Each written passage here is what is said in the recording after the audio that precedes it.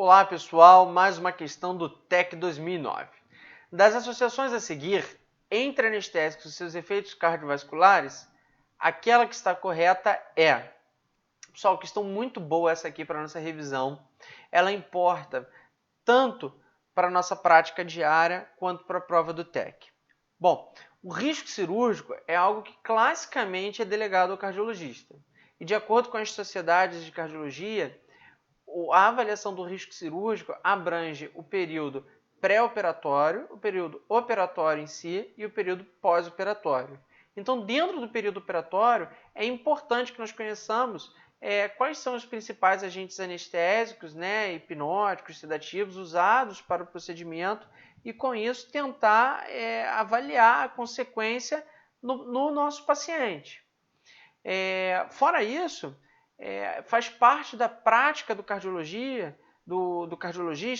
o exercício de sua profissão em unidades de terapia intensiva, que são as unidades cardiointensivas e as unidades coronarianas. Então, conhecer os principais agentes anestésicos, hipnóticos, sedativos, é de extrema importância no nosso dia a dia. Seguindo nesse raciocínio, eu separei duas tabelinhas aqui para a gente.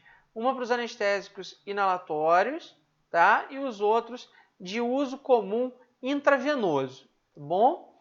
Então, começando pelos agentes anestésicos inalatórios, a gente começa falando sobre o óxido nitroso, que tem um efeito quase que neutro sobre o sistema cardiovascular, especialmente interessante naqueles pacientes com hipertensão pulmonar.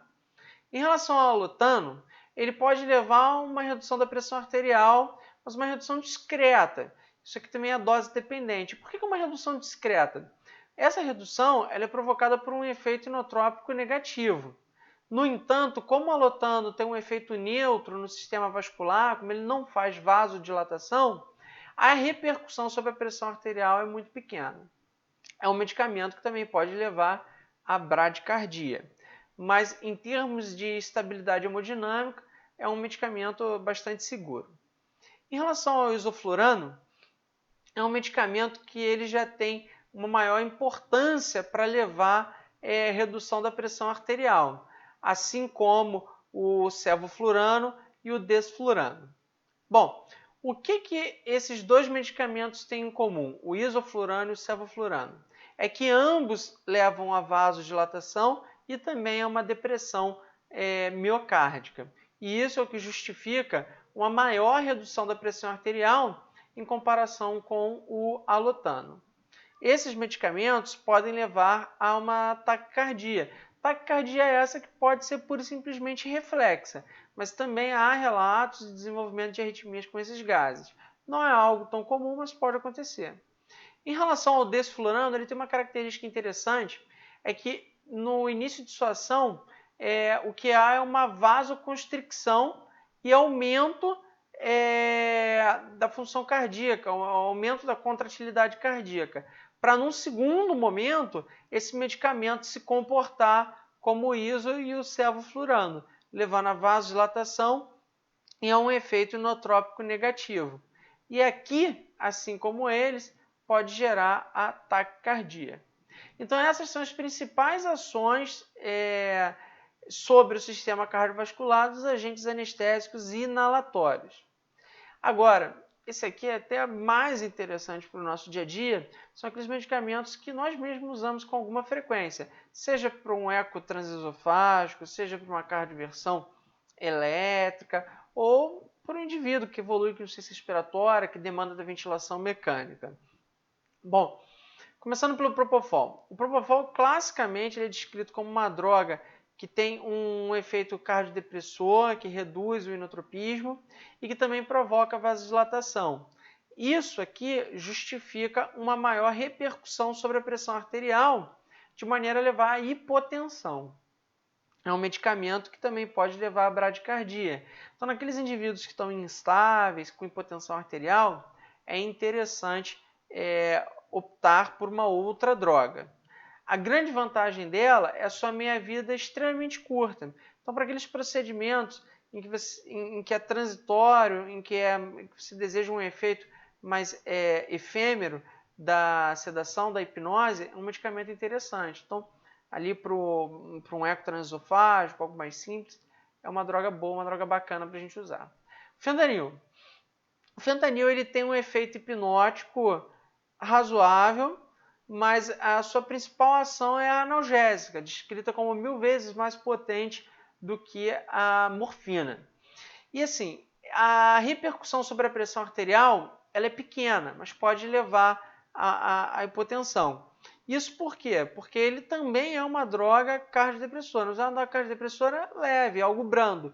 E como tem pouco ou nenhum efeito sobre a parte vascular em si, essa redução da pressão arterial também é pequena. Então é uma droga também boa, que não leva à instabilidade hemodinâmica. Em relação ao midazolam, o midazolam já é uma droga de depósito, você faz o uso, demora mais tempo para passar o efeito, tem uma meia-vida maior.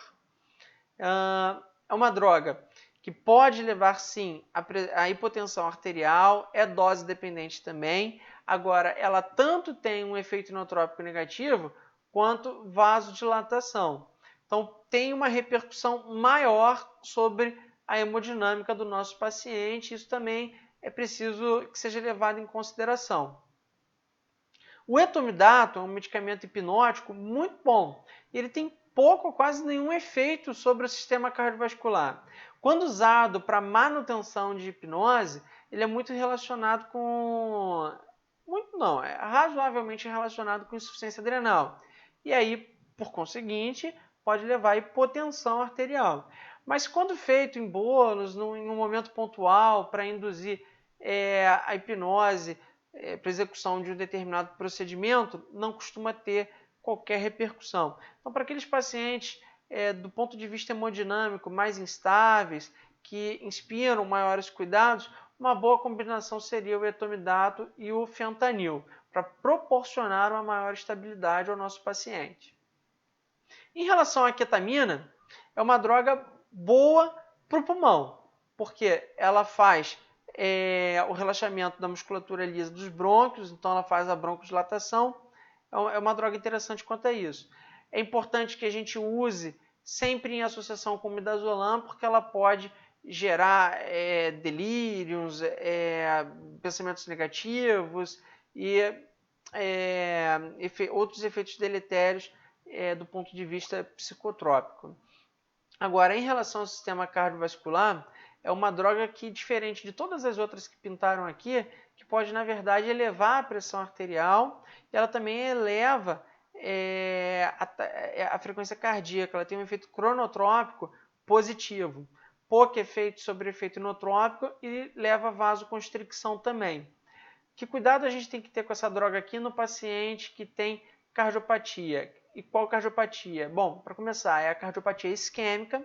Então, há de se esperar que dentro de um contexto cirúrgico, em que há o estresse natural, a ansiedade que envolve qualquer procedimento, e você usa uma droga que aumenta a pressão arterial, que leva a taquicardia, isso pode levar a um desbalanço da oferta e da demanda de oxigênio ao miocárdio, esse músculo cardíaco, e isso pode levar sim à isquemia miocárdica, inclusive aumentando a incidência de MINS, que seria uma sigla em inglês para injúria miocárdica relacionada à cirurgia não cardíaca.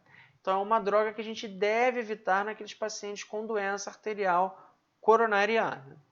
Então, pessoal, com isso a gente faz um resumo. É realmente algo breve, algo sucinto, algo direto, objetivo para a nossa prova, mas que também dá uma boa ideia de como devemos agir no nosso dia a dia. Com isso a gente vai para a questão, e Propofol pode levar à hipotensão, isso aqui está correto, nós vimos isso. O alotano não leva à hipertensão, o fentanil não faz vasoconstricção, nós acabamos de ver. O tiopental eu não cheguei a conversar, mas é um barbitúrico que ele faz tanto vasodilatação quanto depressão miocárdica, então não é um efeito inotrópico positivo. E o isoflurano ele não induz vasoconstricção. O que ele faz é a vasodilatação. Então, nós ficamos com a opção A como a correta, e que eu reforço que o tiopental, um barbitúrico, na verdade, faz depressão miocárdica e vasodilatação. Bom, com isso, uma boa revisão, algo importante para o dia a dia e para a prova.